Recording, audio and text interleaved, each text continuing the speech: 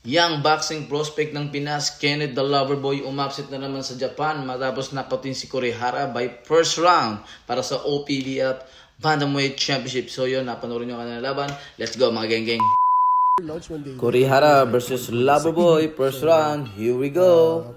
8 pounds. So yun, tumatiming parehas. Gabang, lumbi distance, good straight by Loverboy. So yun, si Loverboy is 22 years old at si Kurihara is 33 years old. So talagang mas experiencado si Kurihara dito dahil si Kurihara ay may 29 fights at si Loverboy is may 12 fights. So talagang yung experience si Kurihara is talagang napakahalaki difference. So dito natin makikita ang kalidad ni Loverboy at masusubok talaga siya dito sa laban na to.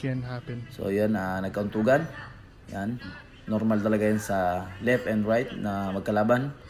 Yan. Southpaw tsaka sa orthodox. So yun. Sa ilong ata na headbutt si Loverboy. So yun. Tumbi distance. Tumatiming. Yan. Possible talaga mangyari mga headbutts. Si Loverboy sa taga General Trias Cavite. Yan. At di kalibre itong batang to. Talagang lahat ng magaling sa Pilipinas tinalo na ito. Yan. Edward Heno, tinalo si Edward Heno, isa sa pinaka-di-kalibre natin sa Pilipinas. Hindi basta-basta. So yun, distance. Tumatiming, Loverboy. Kurihara, pumapasok.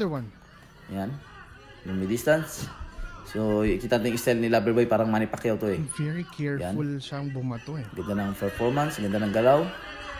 So yun, Kurihara, lumulusob. So, ang laban na to ay para sa OPBF Bantamweight Championship. Yan. So, si Loverboy nanalo ito nung last year, December.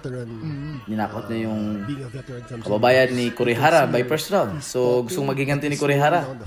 Tignan natin kung makakaganti ba siya. O isa siya sa madidispatch siya ni Loverboy. So, yan.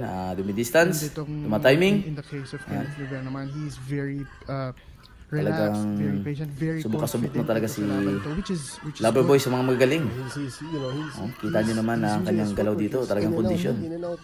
Good overhand, good uppercut by Loverboy. Oh! So tinamaan si Kurihara. So na-down siya. Yan. Bibilangan siya ng referee. First knockdown of the fight. So yun, papalo up na to si Loverboy. Siyempre pag mga ganito, talagang ubusin na natin to.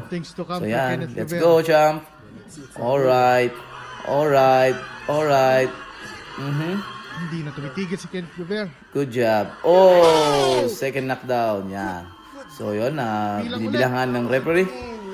So yun, bumagsak na naman si Kurihara. Second time. Yan. So papalo up na naman.